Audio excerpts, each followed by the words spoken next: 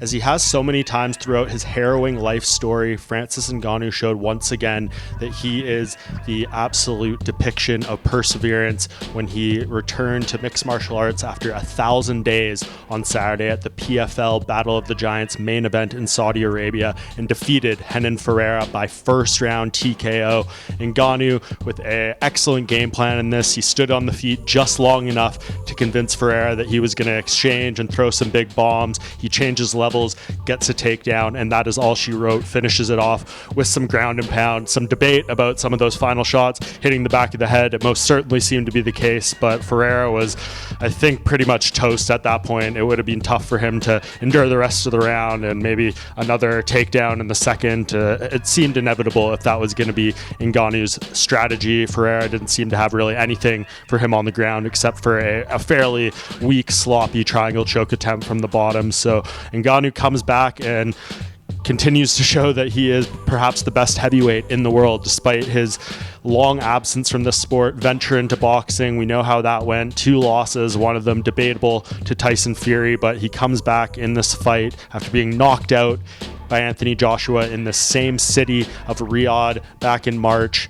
and the well-documented at this point passing of his 15-month-old son Kobe earlier this year. It's just been such a difficult road for Ngannou, and for him to come back and win like this really just shows what kind of a person, what kind of a man he is. We knew what he was capable of, but there was a lot of questions about him heading into this fight, and he's definitely still got it. He is still dangerous, and now we wonder what is on the horizon for him. He most certainly is probably going to want to take some time to process this result and kind of maybe try to accept everything that's happened to him a little more and move on with his life. This was an important step for him. Will it be a return to boxing? He told me pre-fight he still has an appetite for that, and of course, PFL is going to want him to come back and defend that title. The question is against who in their organization. Of course, Ante Delea weighed in as the backup fighter for this. He is a person who has done a lot of work in PFL's heavyweight division. There is the upcoming championship